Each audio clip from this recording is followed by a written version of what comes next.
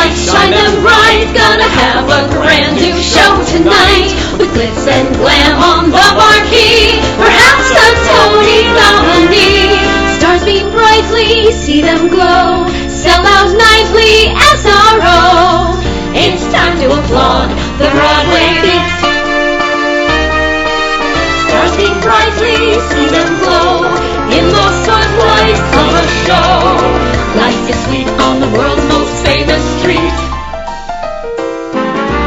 Tickets, please.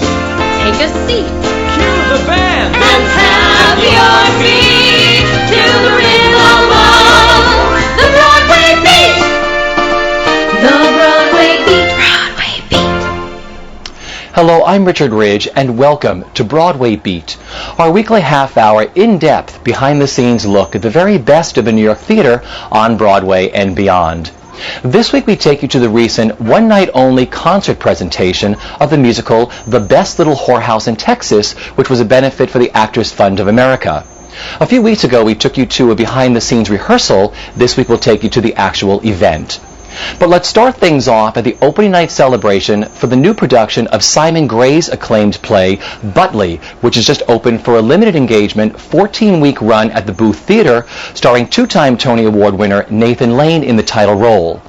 Now, Butley originally took Broadway by storm in 1972, starring the late, great Alan Bates.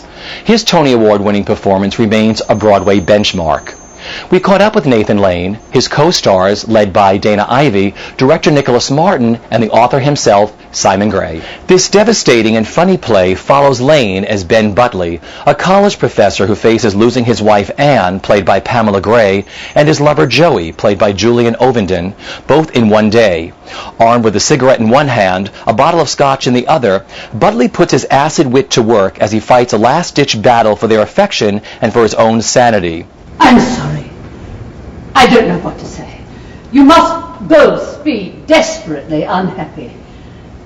I do hope she's not in that flat all by herself. Oh, we sorted that out. She told me that if I was half a man, I'd leave. But on discovering that she was, she left herself. She's with her mother. Together they make up two pairs. I imagine Marina is the odd man out. I see. Oh, Well, I'm thrilled with it. I've been here 3 weeks and been quite involved in it, and I've enjoyed every single moment of it, and I've enjoyed every performance I've seen of Nathan's, because and all the other members of the cast, actually, it's evolved wonderfully in the last 3 weeks, I think, and it's a joy. It's been a joy. Now, I know when Nathan did The Common Pursuit for you, you had said somewhere down the line Butley would be a great role for you to do. Why do you think the connection is so well between Nathan and Ben Butley?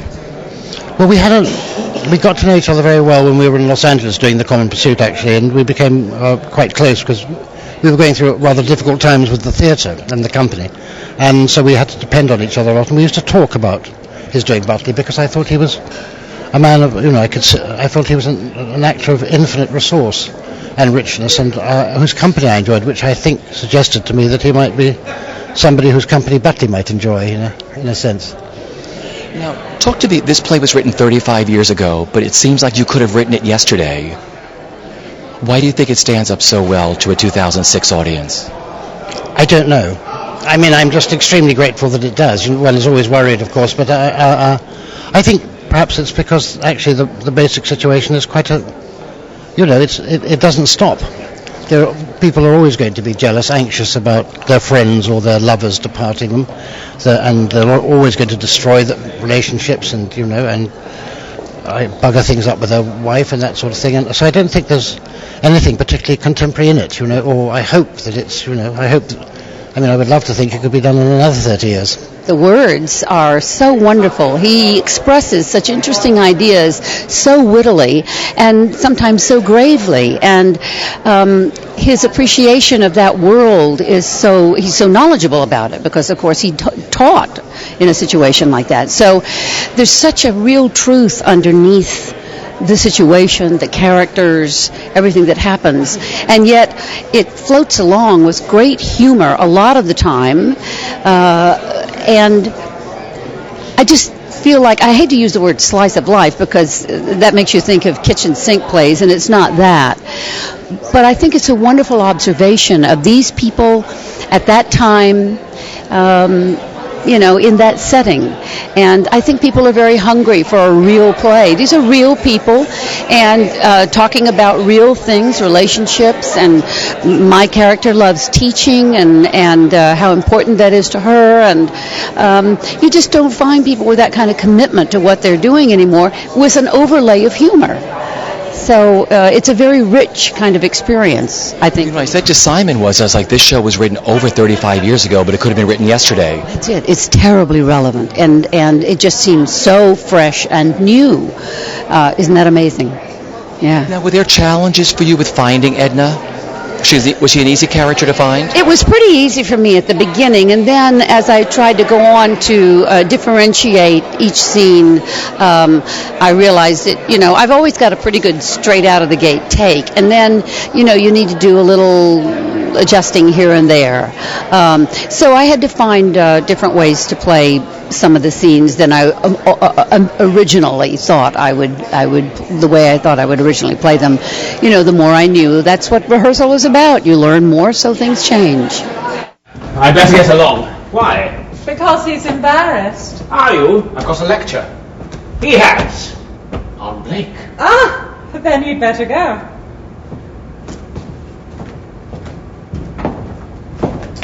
He's very sensitive. You frighten him. Because he's creepy. And he knows I know it. Yes, I told him. He took it surprisingly badly. You've settled down nicely. Together again, then, have you? We have our ups and downs. That's all right, then. May I sit? I feel great. It was so fun. I mean, it was just so amazing. It's so amazing working with Nathan, and he's so present and beautiful and solid, and he's such a brilliant actor that it's really quite easy to do it every single night and to love him and all of that. So, Talk about the role that you play. Mm-hmm. Well, I think she really believed that he could do this, that he could be in this marriage, and that they could have this child, and he would be able to pull it off. And she had faith in him, and he made her believe that. And I think they're equals, and they found each other for a reason. But halfway through the marriage, as sometimes happens, or not even halfway through, a year into the marriage, you realize he just can't. He can't. So. What's been the best part of the journey for you with working on this? Working with Nathan. And being in this beautiful play. Simon Gray has written a beautiful, perfect chamber play. It's so beautiful. So it's really, it's such a pleasure to do that. There's no one making up for anything. There's no one filling in, like Orange Flower Water in that way. There's no one filling in the writing that isn't there. You don't have to make up something that isn't there. It's absolutely on the page for you, so you just go out and play the scene. You went after this part, didn't you? Yeah, I did. I flew myself here to audition to meet Nathan and to try and get it, and it kind of paid off. So I'm really glad I took the chance and did that. Talk about the joys of saying Simon Gray's words 8 times a week, and what the joys of doing this role is. Yeah, the words are fantastic. It's very rare in our, because you read television scripts all the time and film scripts and. Even plays, the plays that are written nowadays don't have this kind of language. It's so fantastic to be able to speak in that way. It's just a joy. You never get bored of it, to be honest with you, because it's so witty and so many different layers as well. So it's great. It's great. But Nathan said when you read for it, he said he understood what this was all about. What is that? God, I have no idea.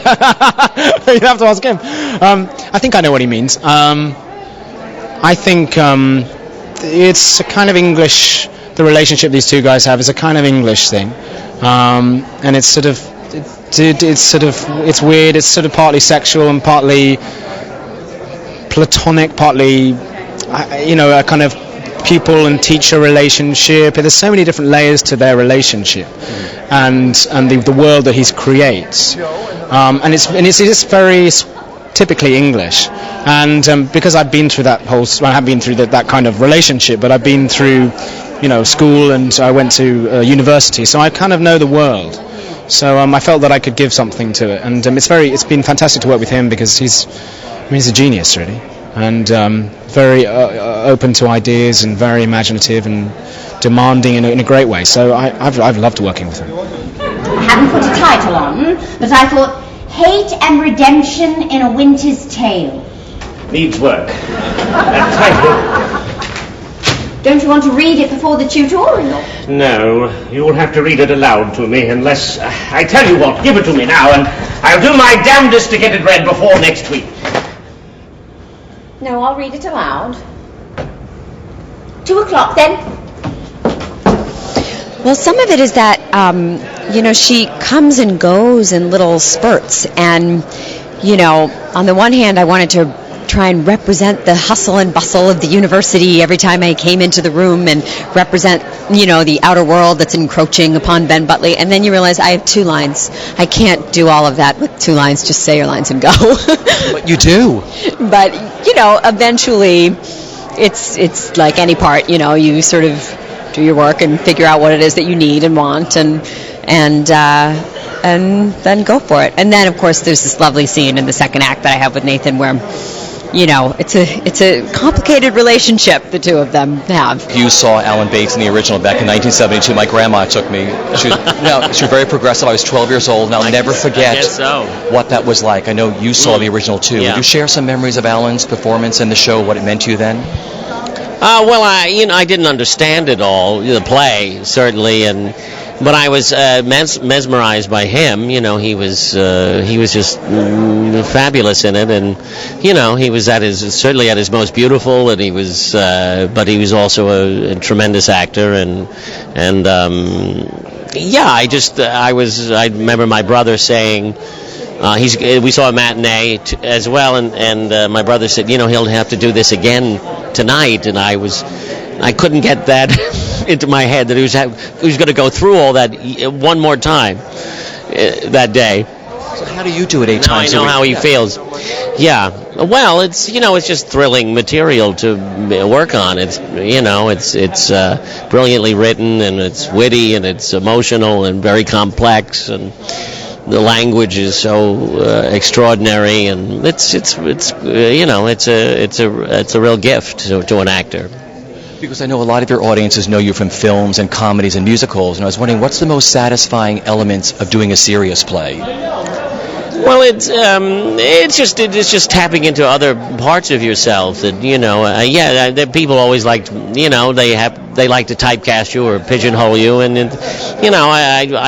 in the theater, I've done a wide variety of things, and so it's just nice to stretch those muscles again and do something that really really asks a lot of you and the audience, and it's great to take on these challenges, and I just am happy that the play is being seen again. It's a beautiful play, and.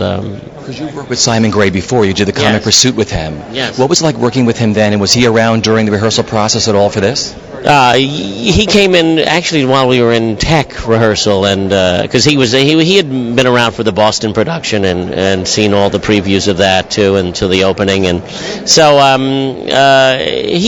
he always has great notes, very smart, and he certainly knows his plays, and so he's a great it's a very long friendship, so it was very emotional too.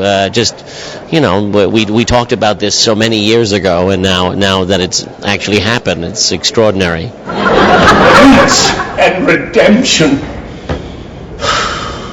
pity and terror, sin and salvation, faith and despair, and pride and prejudice, the mill on the floss, Aptly and Daphne, Sesame Pass.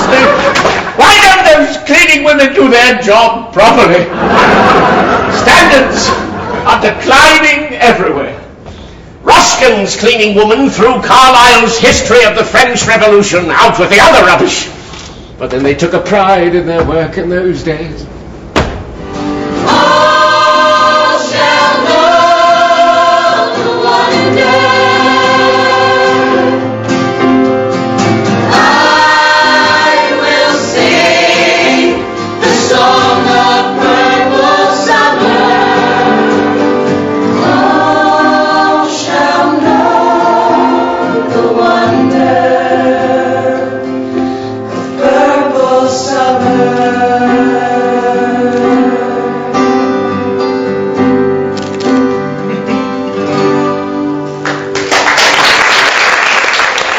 The Actors Fund of America is the nation's oldest organization dealing with the healthcare issues of all that work in the entertainment industry.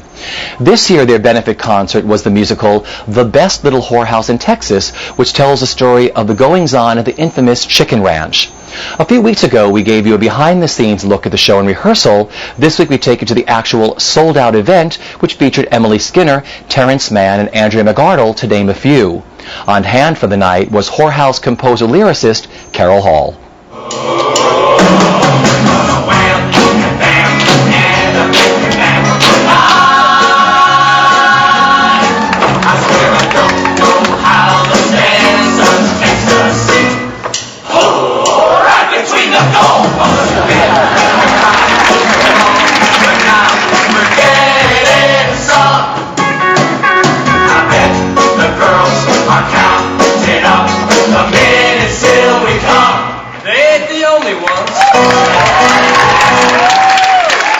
Take me back to the beginning. The first stop for the show was the Actors Studio. Yes. Take me back to how it all came about with Peter and Larry and you.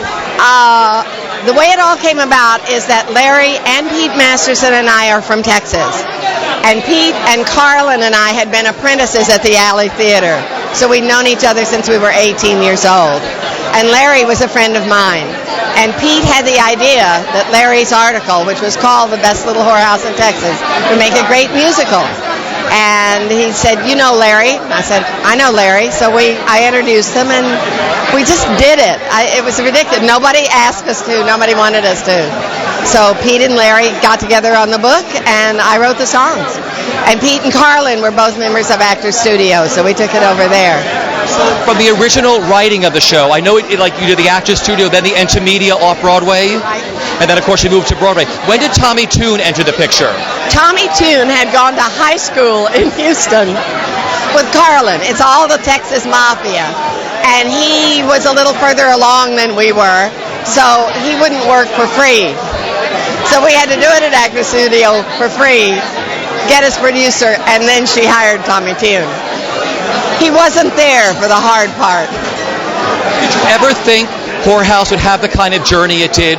No, I really did not. I just thought I was having fun with my friends. I really actually wanted to get hired to do working. And I kept saying to Stephen Schwartz, the Texas thing probably won't amount to much. Anyway, I believe we replaced working when we moved into the theater. The same theater, the old 46th Street Theater, which is what I call it to this day. Yes, Stephen Schwartz and I laugh about this a little bit now. But would you share a favorite memory of either creating the show or something that happened along the line? Yes, I think my favorite memory is a night that Jackie Kennedy came, and as she walked in the theater, I started to panic because of the final monologue about the Kennedy assassination. And I wrote her a note when I got home because people were gathered around her and staring at her, and I never had realized how hard it was to be the center of attention like that, to be in the middle of an admiring bog, I think is the Emily Dickinson poem, you know, how like a frog to be in the middle of an admiring bog. And I wrote her a note and said I hope she hadn't been bothered by that, and she wrote me a wonderful letter back saying she knew the show was going to be a big hit, which I still have. You know, over the years, I've seen so many Miss Monas. Carlin Glynn, of course, the late great Anita Morris, and of course Anne Margaret, who was your latest Miss Mona. That's right. And I know you wrote a new song for the tour, didn't you? Write? I did that for Anne Margaret because she really wanted me to, and it was easy to do that for her. It's interesting. I love that song, but we haven't put it back because the show does not need that many ballads at the end. You know, it takes away from Hard Candy, and it takes away from Good Old Girl. So I play it at parties.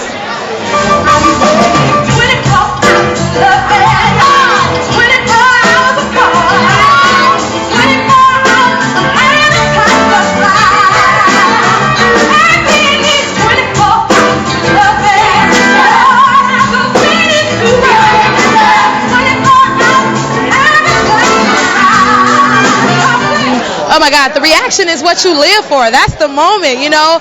It's just amazing. It's just amazing, the energy that you get from the crowd and the fact that they love it so much. And it's an honor to be a part of that. Now, are you a theater baby at heart? Actually, I think I'm becoming a theater baby. I haven't had that much experience in theater, but what I've learned so far, I love it, and I hope to become a part of this world in the future. Now this December, this big juggernaut of a film is going to open, which of course is Dreamgirls, which you are one of the stars of. You play Effie in the film, right?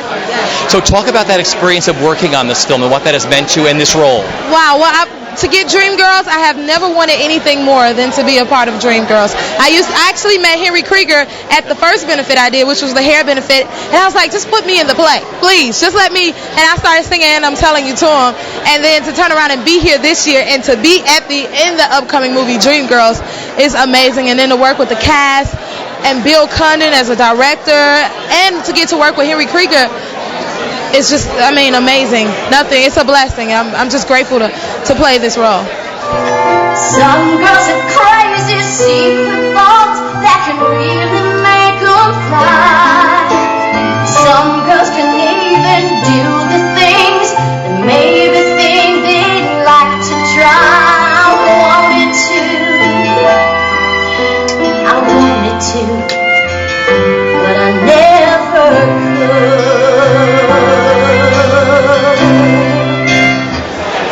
It was really exciting. I have to say the one part where I was like, let me be in the moment was when I was playing for Andrea McCardle. I was like, I'm literally living my childhood dream. Like, I was obsessed with her, and now I'm playing for her on Broadway. Like, literally, it was so moving to me. I was like, I can't believe this is my life. So that was to me the most moving part. But it's such a great show, and I was so proud of everybody. Emily is such an incredible actress, and Jennifer Hudson, you know, with like no Broadway experience, just like bringing the effing house down, and those dancers, like, what's happening? The level of talent was unbelievable. I was just so proud. That's why I was just so proud of everybody's talent, and so happy to be part of the Broadway community. You always seem to raise the bar. I mean, which I think would be a very hard thing to do, because with all the shows you've done, you think it can't get any better than that, and you do. You know, you just have to go through the script and the songs and think, how do I get maximum sass? You know, and that's why Title of Show came in, and that's why Constantine. It's like, you know, and Mark was amazing too. Mark thought of Bob Martin for that role, and I was like, what a great reinvention of that character. So I don't want it to be like just a concert with talented people. It's like every moment has to be like, oh my God, like that's what we really want. And I was really happy with tonight. Thank God. And what is the best part of doing this for the Actors Fund?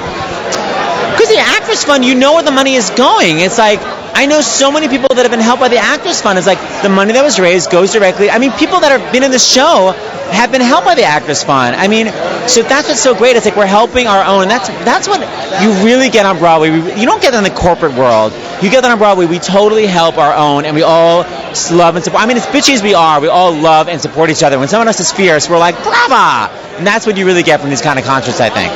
Back in 1980, a very famous Broadway restaurateur told me the Actors Fund had helped him with a pair of shoes and to pay rent one month and pay a telephone bill. And he said, if I hadn't had that, I would have left New York and that would have opened all these restaurants. That's how literal it is. Like, literally, your telephone bill. I mean, you just go to them and you're like, I can't pay blah, blah, blah. And they're like, here's the money. They're an amazing organization. And that old age home, I was just reading Consumers Reports, nursing homes are a nightmare now. Like, you know, if you go to that one, it's going to be fierce. So, I mean, we've got to build a lot more by the time we get old, is all I have to say. Oh my God, it really was the best. You're shot out of a cannon. You got 2 weeks rehearsal, and the other people had more rehearsal than I needed to have. I only had that little tiny number. And Dennis Jones, who I think is a god, isn't he a god? He gave me what I needed to learn, and then I would work on it over at the Schubert. But you're shot out of a cannon, and you don't know what the hell's going to happen. And you're going over your lines, and you're learning, and then you just shot out there, and it's just, you have a ball. Isn't it great? Because you raise the bar to the highest level of just saying, I'm going for it 1,000,000%. Yeah, it really is. You just go out there and you just do the best you can, and everybody kicks ass. I mean, the ensemble, I thought they just kicked ass. The men and the women, didn't they just... I stood back and watched the first act, and I went, oh my God, this is just so cool. It really is a lot of fun. I had a ball. Yeah. Oh, well, Angel, I mean, what can I say about her? What a wonderful, I'm so honored to bring her to life, you know, and it's a sad story, you know, but she obviously finds herself in the end and finds, I think, finds why she's really here. It was just to be a mom and get past this part of her, what her insecurities in this part of her life. So, and she's obviously has, I think, the biggest jump, you know what I mean, as far as reality check. So I was really honored. It was really great. I had a wonderful time. Talk about the great score that you get to sing in this show. I know, Hard Candy Christmas. That alone is, worth the price of admission right there. And I don't know. It was amazing. I can't say enough about it. It was a joy across the board. It really was. Well, I'm so grateful to them for many things. I mean, I'm grateful for the work that they do for all my fellow performers and everybody in the business and what the services they provide. But I'm also grateful to the Actors Fund for bringing me on to this project because it's a show that I really love. I did a bus and truck back in and I've loved the show forever. And when I heard they were doing it, I thought, oh God, I'd love to work on that show. And then Stephen Uhas and Tim Pinkney called me and asked me if I'd consider doing it. And I said, consider it? Oh my God, I'll take vacation from Paper Mill, whatever. I want to be there. And it was just great to work with this incredible cast, and Emily and Terry Mann and Felicia and Jennifer Hudson, who just flew in from the West Coast, and Constantine and the whole ensemble. I mean, it's just amazing, just amazing.